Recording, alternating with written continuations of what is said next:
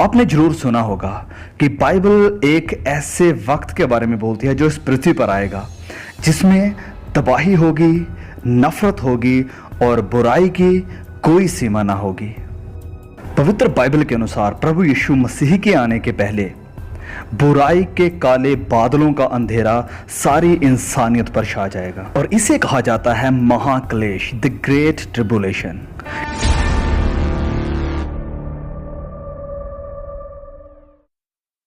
प्रकाशित वाक्य, the book of revelation. तो ये प्रकाशित वाक्य यूहन्ना के द्वारा देखे गए दर्शनों के बारे में है।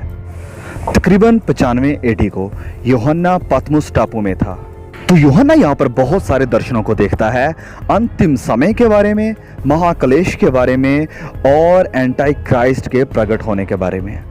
तो अध्याय 13 में वह एक पशु के दर्शन को देखता है जो समुद्र से निकल कर आता है। तो देखिए यहाँ क्या लिखा है, प्रकाशित वाक्य अध्याय 13 वचन 4 में। और उन्होंने अजगर की पूजा की क्योंकि उसने पशु को अपना अधिकार दे दिया था, और ये कहकर पशु की पूजा की कि इस पशु के समान कौन है, कौन उससे लड़ सकता है। और बड़े बोल बोलने और निंदा करने के लिए उसे एक मुंह दिया गया और उसे 42 महीने तक काम करने का अधिकार दिया गया। वचन 7, और उसे ये अधिकार दिया गया कि पवित्र लोगों से लड़े और उन पर जय पाए, और उसे हर एक कुल और लोग और भाषा और जाति पर अधिकार दिया गया। अब जब यूहन्ना ये सारे दर्शन देख रहा है तो वह भी दानियल की तरह नहीं जानता है कि इन सारे निशानों का, सारे सिंबल्स का और इस बीस्ट का एक्चुअल में मतलब क्या है। तो एक फरिश्ता यूहन्ना के पास आता है और उसे इस सब का मतलब समझाता है। प्रकाशित वाक्य अध्याय 17 में ये स्वर्गदूत आकर यूहन्ना को बताता है कि ये दर्शन में जो तुमने पशु को देखा है ये इशारा कर रहा है एक आने वाले बादशाह की तरफ जो अंतिम दिनों में आकर प्रकट होगा। कितने समय तक दर्शन में बताया गया है कि ये प्रधान काम करेगा और परमेश्वर के लोगों को नाश करेगा। प्रकाशित वाक्य अध्याय 13 वचन 5 में लिखा है कि उसे 42 महीने तक काम करने का अधिकार दिया गया, जो बनता है 3.5 साल। तो 3.5 साल वह इस पृथ्वी पर रहेगा और दुनिया में विनाश को लेकर आएगा। अध्याय 19 में लिखा है कि इस प्रधान के ताकत में आने के बाद और परमेश्वर के लोगों को कष्ट देने की कोशिश के बाद प्रभु यीशु आएगा स्वर्ग दूतों की सेना के साथ और इस प्रधान को खत्म कर देगा। चलिए अब इस सारी पहेली को एक साथ जोड़ते हैं। तो अगर प्रकाशित वाक्य की किताब ये बताती है कि ये एंटी क्राइस्ट आएगा और विनाश को लेकर आएगा 3.5 साल के लिए, और उसके बाद प्रभु यीशु आते हैं उसे रोकने के लिए, खत्म करने के लिए, तो इससे हमें पता चलता है कि ये एंटी क्राइस्ट, झूठा मसीहा, इस 7 साल के पीरियड के शुरुआत में नहीं वरन मिडल में आता है। क्योंकि ये लिखा गया है, हमने पढ़ा है कि काम करने के लिए उसे सिर्फ 3.5 साल तक का ही अधिकार दिया गया है और उसके बाद प्रभु यीशु आकर उसे रोकते हैं, उसे खत्म करते हैं। तो ये बहुत ही दिलचस्प है क्योंकि हम सब ने इस 7 साल के पीरियड का कई बार नाम सुना है और कई लोग मानते हैं कि वह 7 साल के लिए इस पृथ्वी पर रहेगा और विनाश करेगा, गलत काम करेगा। लेकिन वचन हमें बताता है कि उसे सिर्फ 3.5 साल ही दिए गए हैं और वह इस 7 साल के पीरियड के बीच में आएगा। अब सवाल हमारे लिए ये हो जाता है कि ये जो पहले 3.5 साल हैं इसमें क्या होगा। तो इसका जवाब देखने से पहले चलिए हम एक और चीज को देखते हैं। दानियल अध्याय 8 में हमने देखा है कि ये प्रधान परमेश्वर के मंदिर को तोड़ेगा, उसका नाश करेगा। तो अगर ये झूठा मसीहा इस 7 साल के पीरियड के मध्य में यानी बीच में आता है तो ये शुरुआत होगी जब परमेश्वर के मंदिर का नाश होना शुरू हो जाएगा।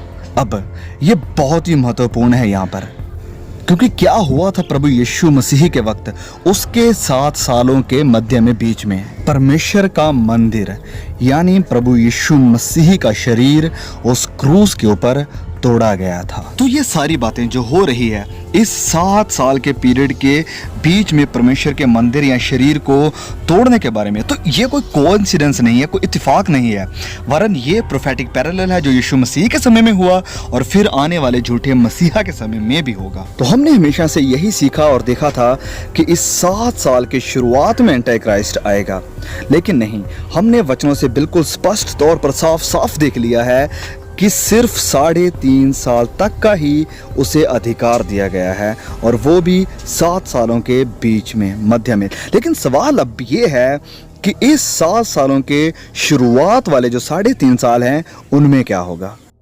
आप जानना चाहते हैं तो सुनिए। 2 गवाहों को ताकत दी जाएगी कि वह सुसमाचार को पूरी दुनिया में फैला दें।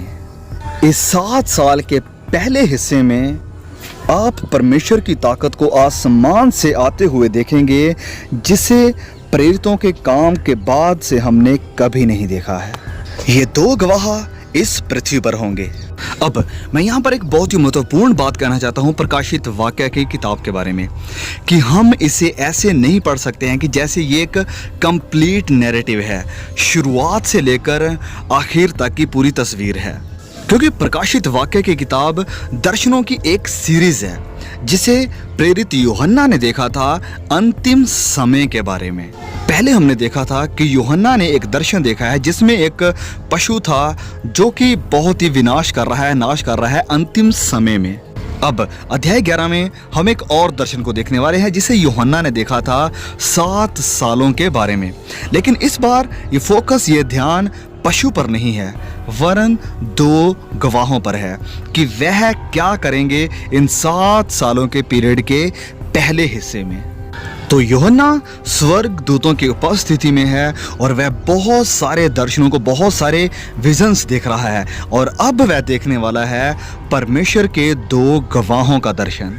तो देखिए अध्याय 10 वचन 11 में फरिश्ता उसे क्या कहता है कि तुझे बहुत से लोगों और जातियों और भाषाओं और राज्यों के विषय में फिर भविष्यवाणी करनी होगी।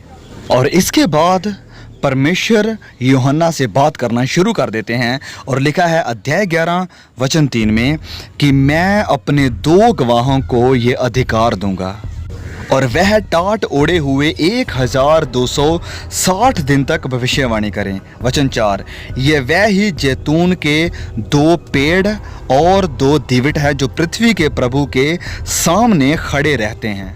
तो कितने समय तक यहाँ बताया गया है कि ये 2 गवाह भविष्यवाणी करेंगे। तो आप देखते हैं यहाँ पर एक कोड का इस्तेमाल हुआ है, 1260 दिन। अब इसका गणित करके देखिए तो ये बनता है 3.5 साल। तो ये बिल्कुल स्पष्ट है, इन 2 गवाहों का समय होगा 3.5 साल। तो चलिए अब आगे पढ़ते हैं वचन 5 से कि यदि कोई उनको हानि पहुंचाना चाहता तो उनके मुंह से आग निकलकर उनके बैरियों को भस्म करती है, और यदि कोई उनको हानि पहुंचाना चाहेगा तो वह अवश्य इसी रीति से मार डाला जाएगा। उन्हें अधिकार है कि आकाश को बंद करें, उनकी भविष्यवाणी के दिनों में मेंह न बरसे, और उन्हें सब पानी पर अधिकार है कि उसे लहू बनाएं, और जब जब चाहें तब तब पृथ्वी पर हर प्रकार की विपत्ति लाएं। जब वह अपनी गवाही दे चुकेंगे तो वह पशु जो अथाह कुंड में से निकलेगा उनसे लड़कर उन्हें जीतेगा और उन्हें मार डालेगा। वचन 9 में लिखा है कि सब लोगों और कुलों और भाषाओं और जातियों के लोग उनके शवों को 3.5 दिन तक देखते रहेंगे और उनके शवों को कब्र में रखने ना देंगे।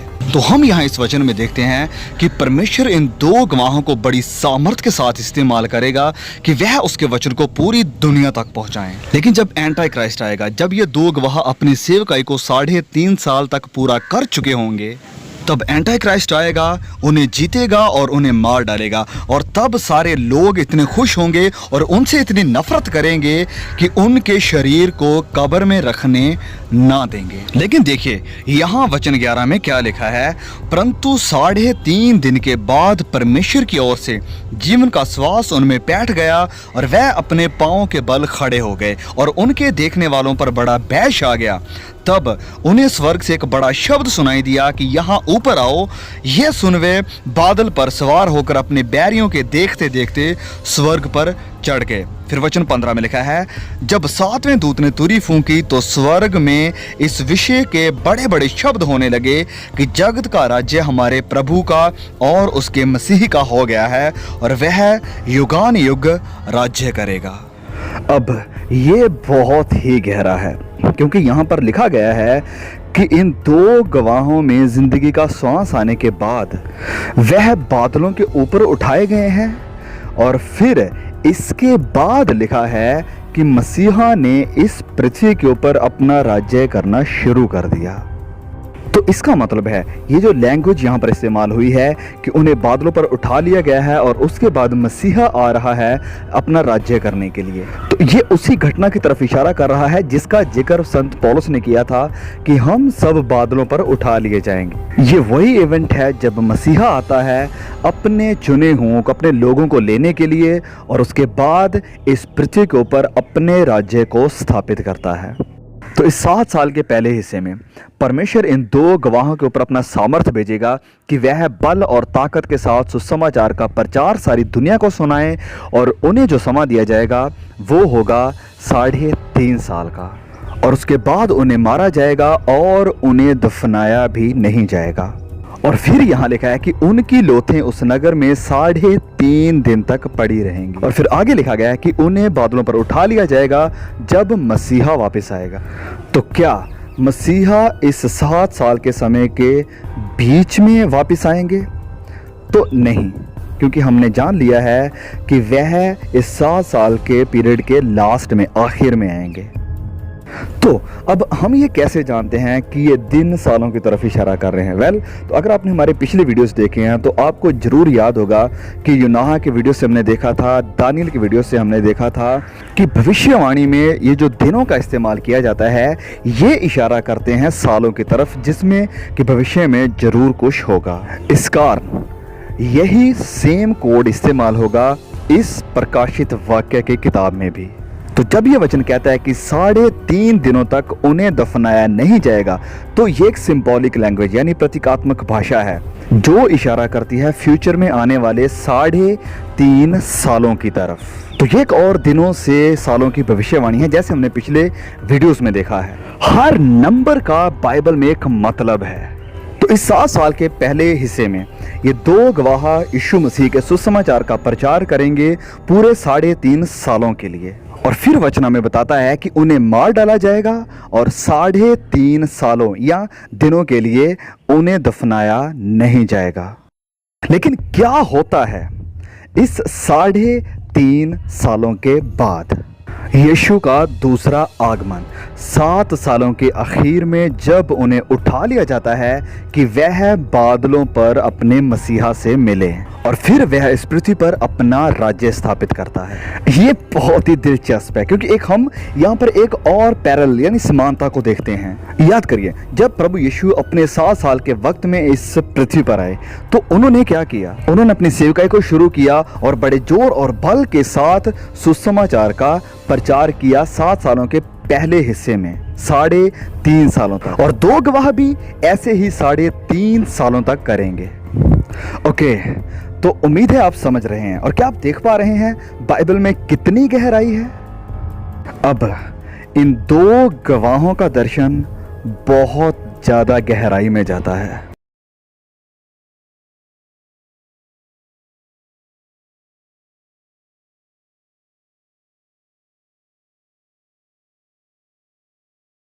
अब आसानी से देखते हैं कि इस 7 सालों के पीरियड के पहले हिस्से में 3.5 सालों तक ये 2 गवाह बड़ी सामर्थ्य के साथ सुसमाचार का प्रचार करेंगे। पवित्र आत्मा बड़े जोर से काम करेगा और फिर एंटी क्राइस्ट आकर उनके ऊपर अत्याचार करेगा, उन्हें मार डालेगा और कहेगा कि मैं खुदा हूं, और फिर प्रभु यीशु आ जाएंगे।